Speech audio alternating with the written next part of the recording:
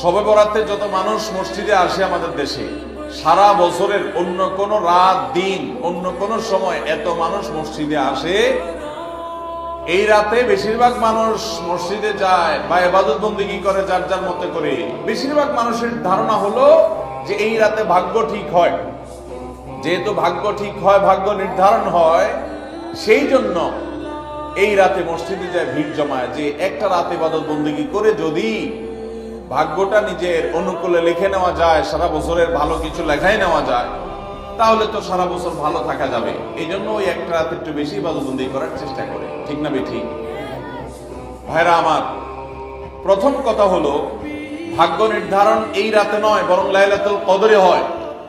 দ্বিতীয় কথা হলো ভাগ্য নির্ধারণের জন্য একটা রাত মসজিদে গিয়ে ইবাদত বন্দেগী করলেই আমার ভাগ্য নির্ধারিত হয়ে যাবে বা ভাগ্য ভালো কিছু লেখা হয়ে যাবে ভাগ্যে, এরকম কোন কথা কোরআন বা হাদিস থেকে পাওয়া যায়? কোরআন হাদিসে কি পাওয়া যায়? সূরা নাহল আয়াত নম্বর 97 আল্লাহ রাব্বুল আলামিন ইরশাদ করেছেন, মান আমিলা সালিহাম মিন যাকারিন আও উনসা ওয়া হুয়া মুমিন।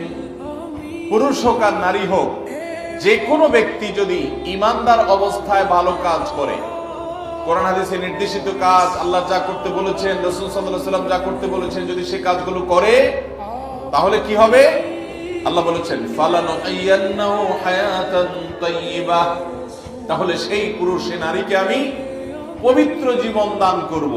এই পবিত্র জীবনে মানুষ সুখী থাকবে, এই পবিত্র জীবনে মানুষ সমৃদ্ধ থাকবে, এই পবিত্র জীবনে মানুষ ভালো থাকবে, নেক থাকবে। ওয়ালানাজজিয়ান্নাহুম আজরাহুম বিআহসানি মা কানু ইয়ামালুন।